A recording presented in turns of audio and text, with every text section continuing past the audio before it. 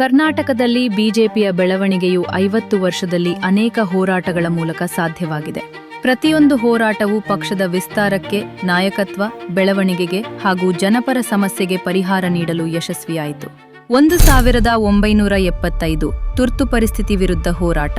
ಪ್ರಜಾಪ್ರಭುತ್ವದ ಕತ್ತು ಹಿಸುಕಿ ಮತ್ತು ಸಂವಿಧಾನಕ್ಕೆ ಅಪಚಾರವೆಸಗಿ ಇಂದಿರಾ ಗಾಂಧಿಯವರು 1975ರಲ್ಲಿ ದೇಶದಲ್ಲಿ ತುರ್ತು ಪರಿಸ್ಥಿತಿ ಹೇರಿ ವಾಜಪೇಯಿ, ಆಡ್ವಾಣಿ ಹಾಗೂ ಅನೇಕ ರಾಜಕೀಯ ನಾಯಕರನ್ನು ಸೆರೆಮನೆಗೆ ದೂಡಿದರು.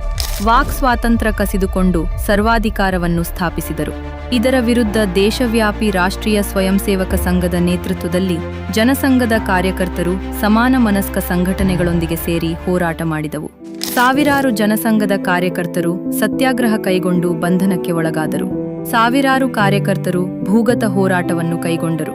ಸಂಘ ಪರಿವಾರದ ಹೋರಾಟದ ಫಲ ಜನಸಂಘದ ಪ್ರಭಾವ ರಾಜ್ಯವ್ಯಾಪಿ ಹರಡಲು ಸಾಧ್ಯವಾಯಿತು.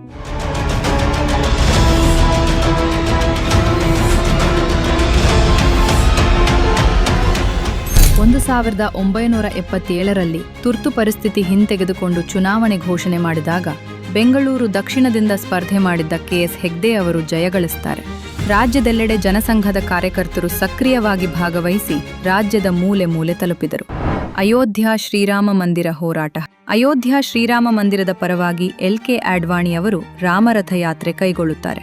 ಕರ್ನಾಟಕದ ಬೀದರ್ ಜಿಲ್ಲೆಗೂ ರಾಮರಥ ಬಂದಾಗ ಅದಕ್ಕೆ ಅಭೂತಪೂರ್ವ ಸ್ವಾಗತ ದೊರೆಯುತ್ತದೆ. ಅಯೋಧ್ಯೆ 1992ರ ಅಯೋಧ್ಯ ಹೋರಾಟ. ಅಯೋಧ್ಯೆಯಲ್ಲಿ ರಾಮ ಮಂದಿರಕ್ಕೆ ನಡೆದ ಹೋರಾಟ ಕರ್ನಾಟಕದಲ್ಲಿ ಅತ್ಯಂತ ಹೆಚ್ಚಿನ ಪ್ರಭಾವ ಬೀರಿತು. ಕರಸೇವೆಗೆ 81ರಲ್ಲಿ ಮತ್ತು 92ರಲ್ಲಿ ಅಯೋಧ್ಯೆಗೆ ಬರಲು ಕರೆಕೊಟ್ಟಾಗ 6,000ಕ್ಕೂ ಹೆಚ್ಚು ಕರಸೇವಕರು ಬಂದಿದ್ದರು. ಕರ್ನಾಟಕ ಈ ಹೋರಾಟದಲ್ಲಿ ದೇಶದಲ್ಲೇ 2ನೇ ಅತೀ ಹೆಚ್ಚಿನ ಸಂಖ್ಯೆಯ ಕರಸೇವಕರನ್ನು ಕೊಟ್ಟ ರಾಜ್ಯ ಎಂಬ ಹೆಗ್ಗಳಿಕೆಗೂ ಪಾತ್ರವಾಯಿತು. ಬಿಜೆಪಿಯ ಪ್ರಭಾವ ರಾಜ್ಯವ್ಯಾಪಿ ಹರಡಲು ರಾಮಮಂದಿರ ಹೋರಾಟ ಅಪಾರವಾದ ಕೊಡುಗೆ ನೀಡಿತು. ಬಿಜೆಪಿಯ ಹೆಸರು ರಾಜ್ಯದ ಮೂಲೆ ಮೂಲೆಗೂ ತಲುಪಲು ಸಹಾಯವಾಯಿತು. और जिसने मन में संकल्प किया हुआ है कि 30 अक्टूबर को वहां पर पहुंच करके कार सेवा करेंगे और मंदिर वहीं बनाएंगे.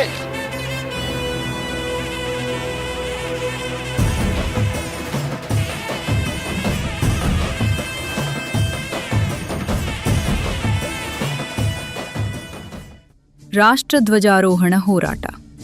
1994ರ ನಂತರ ಹುಬ್ಬಳ್ಳಿ ಕಿತ್ತೂರು ಚೆನ್ನಮ್ಮ ಮೈದಾನದಲ್ಲಿ ತ್ರಿವರ್ಣ ಧ್ವಜ ಹಾರಾಟ ನಡೆಸಲು ರಾಜ್ಯ ಸರ್ಕಾರ ಅನುಮತಿ ನಿರಾಕರಿಸುತ್ತದೆ.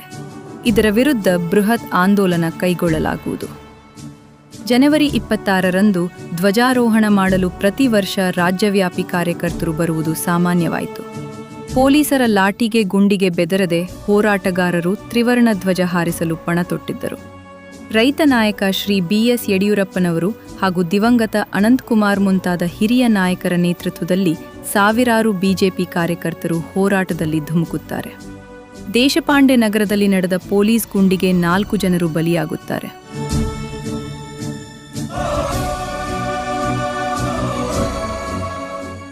ಬಗರ್ ಹುಕುಂ ಹೋರಾಟ. 80ರ ದಶಕದಲ್ಲಿ ಶಿವಮೊಗ್ಗ ಮಲೆನಾಡು ಭಾಗದಲ್ಲಿ ಬಗರ್ ಹುಕುಂ ಸಾಗುವಳಿ ಮಾಡುವವರ ವಿರುದ್ಧ ಸರ್ಕಾರ ಕಾನೂನು ತಂದಾಗ ಶ್ರೀ ಬಿ.ಎಸ್. ಯಡಿಯೂರಪ್ಪನವರ ನೇತೃತ್ವದಲ್ಲಿ ರೈತರ ಸಾಗುವಳಿ, ಜಮೀನು ಉಳಿಸುವ ನಿಟ್ಟಿನಲ್ಲಿ ದೊಡ್ಡ ಮಟ್ಟದ ಚಳುವಳಿ ನಡೆಯಿತು. ಬಿಎಸ್ವೈ ಹಾಗೂ ಪಕ್ಷದ ಇತರ ನಾಯಕರು, ಕಾರ್ಯಕರ್ತರು ಹಳ್ಳಿಯಲ್ಲಿ ಪ್ರವಾಸ ಮಾಡಿ ಇದರ ಬಗ್ಗೆ ಜನ ಜಾಗೃತಿ ಮೂಡಿಸುವುದರ ಜೊತೆಗೆ ಸರ್ಕಾರಕ್ಕೂ ಬಿಸಿ ಮುಟ್ಟಿಸಿದರು. ಬಿ.ಎಸ್. ಯಡಿಯೂರಪ್ಪನವರು ರೈತ ನಾಯಕ ಎಂಬ ಹೆಗ್ಗಳಿಕೆ ಪಾತ್ರರಾದರು ಮತ್ತು ಇದರಿಂದ ಬಿಜೆಪಿಯ ಪ್ರಭಾವ ಗ್ರಾಮೀಣ ಭಾಗಕ್ಕೂ ವಿಸ್ತಾರವಾಯಿತು. ದತ್ತಪೀಠ ಹೋರಾಟ. ಚಿಕ್ಕಮಗಳೂರಿನ ಮುಳ್ಳಯ್ಯನಗಿರಿಯಲ್ಲಿ ದತ್ತಪೀಠದಲ್ಲಿ ಮುಸ್ಲಿಮರ ಕಾನೂನು ವಿರೋಧಿ ಅತಿಕ್ರಮಣದ ವಿರುದ್ಧ 90ರ ದಶಕದಲ್ಲಿ ದೊಡ್ಡ ಪ್ರಮಾಣದಲ್ಲಿ ಹಿಂದೂ ಸಂಘಟನೆಗಳ ಪ್ರತಿರೋಧ ವ್ಯಕ್ತವಾಯಿತು. ಆಗ ಬಿಜೆಪಿ ವಿಶ್ವ ಹಿಂದೂ ಪರಿಷತ್ ಹಾಗೂ ಬಜರಂಗದಳದಂತಹ ಸಂಘಟನೆಗಳು ಇದರ ಬಗ್ಗೆ ದೊಡ್ಡ ಮಟ್ಟದ ಪ್ರತಿಭಟನೆ ಮಾಡಿದವು. BJP, BS. ಯಡಿಯೂರಪ್ಪ, ಅನಂತಕುಮಾರ್ ಸೇರಿದಂತೆ ಅನೇಕ ಮುಖಂಡರು ಭಾಗಿಯಾದರು.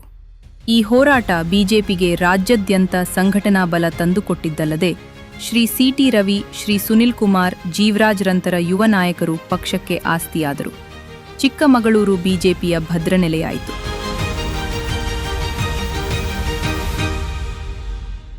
ಶ್ರೀ ಲಾಲ್ ಕೃಷ್ಣ ಅಡ್ವಾಣಿಯವರ ರಥಯಾತ್ರೆಗಳು. ರಾಮ ರಥಯಾತ್ರೆ. 1990ರಲ್ಲಿ ಅಯೋಧ್ಯೆಯಲ್ಲಿ ರಾಮಮಂದಿರದ ನಿರ್ಮಾಣ ಮಾಡುವ ನಿಟ್ಟಿನಲ್ಲಿ ಗುಜರಾತಿನ ಸೋಮನಾಥ ಮಂದಿರದಿಂದ ರಾಮರಥಯಾತ್ರೆಯನ್ನು ಶ್ರೀ ಲಾಲ್ ಕೃಷ್ಣ ಅಡ್ವಾಣಿಯವರ ನೇತೃತ್ವದಲ್ಲಿ ಪ್ರಾರಂಭಿಸಲಾಯಿತು. ಇದು ತನ್ನ ಮಾರ್ಗದಲ್ಲಿ ಕರ್ನಾಟಕ ಬೀದರ್ ಮೂಲಕ ಹಾದು ಹೋಗಿದ್ದು ವಿಶೇಷ. ಈ ಯಾತ್ರೆ ರಾಜ್ಯದಲ್ಲಿ ಪಕ್ಷ ಸಂಘಟನೆಯ ದೃಷ್ಟಿಯಿಂದ ಮಹತ್ವದ ಪ್ರಭಾವ ಬೀರಿದೆ. ಜನಾದೇಶ ಯಾತ್ರೆ.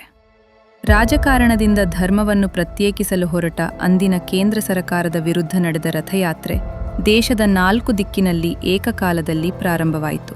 ದಕ್ಷಿಣ ಭಾರತದಲ್ಲಿ ಇದು ಕರ್ನಾಟಕದ ಮೈಸೂರಿನಲ್ಲಿ ಪ್ರಾರಂಭಗೊಂಡಿತು. ಎಲ್.ಕೆ. ಅಡ್ವಾಣಿಯವರು ಮೈಸೂರಿನಿಂದ ಭೂಪಾಲ್ವರೆಗೆ ಯಾತ್ರೆ ಕೈಗೊಂಡಿದ್ದರು. ಸ್ವರ್ಣ ಜಯಂತಿ ಯಾತ್ರೆ.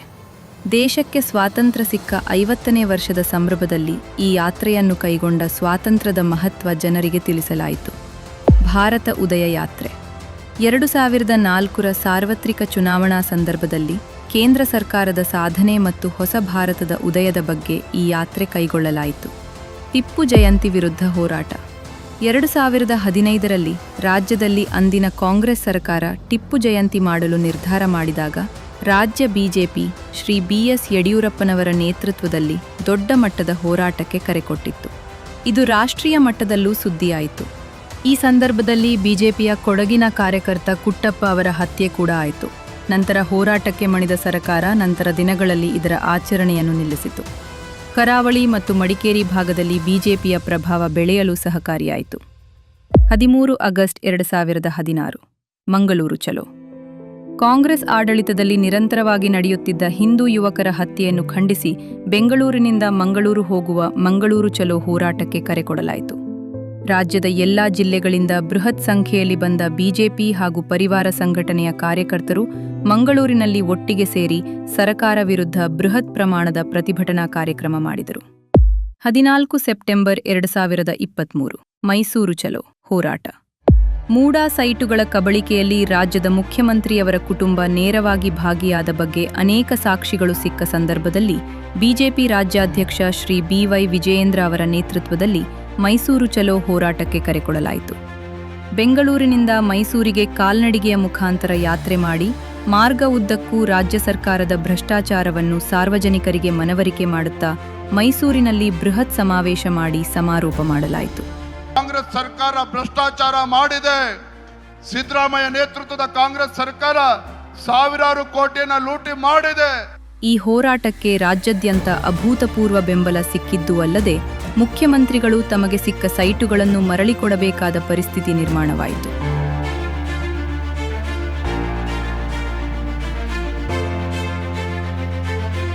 ಧರ್ಮಸ್ಥಳದ ಸತ್ಯದ ಪರೀಕ್ಷೆಯ ಸವಾಲಿರಲಿ ಅಥವಾ ಬೆಳಗಾವಿಯ ಸುವರ್ಣಸೌಧದ ಅಧಿವೇಶನವಿರಲಿ, ರಾಜ್ಯಾಧ್ಯಕ್ಷ ಶ್ರೀ ಬಿ.ವೈ. ವಿಜಯೇಂದ್ರ, ಆರ್. ಅಶೋಕ್, ಛಲವಾದಿ ನಾರಾಯಣಸ್ವಾಮಿ ಅವರ ನೇತೃತ್ವದಲ್ಲಿ ಬಿಜೆಪಿ ಶಾಸಕರು ಜನಸಾಮಾನ್ಯರ ಪರವಾಗಿ ಕಾವಲುಗಾರನಂತೆ ನಿಂತಿದ್ದಾರೆ. ಉಡುಪಿಯ ಆ ಪುಟ್ಟ ಗೆಲುವಿನಿಂದ ಆರಂಭವಾದ ಈ ಪಯಣ ಇಂದು ದೇಶವನ್ನು ಮುನ್ನಡೆಸುವ ಹಂತಕ್ಕೆ ಬಂದು ನಿಂತಿದೆ. ವ್ಯಕ್ತಿಗಿಂತ ಪಕ್ಷ, ಪಕ್ಷಕ್ಕಿಂತ ದೇಶ ಎಂಬ ತತ್ವದೊಂದಿಗೆ ಬೆಳೆದು ಬಂದಿರುವ ಬಿಜೆಪಿ ಕರ್ನಾಟಕದ ಇತಿಹಾಸದ ಅವಿಭಾಜ್ಯ ಅಂಗವಾಗಿದೆ. ಇದು ಕೇವಲ ಒಂದು ಪಕ್ಷದ ಚರಿತ್ರೆಯಲ್ಲ, ಇದು ಕರುನಾಡಿನ ಕೇಸರಿ ಚರಿತ್ರೆ.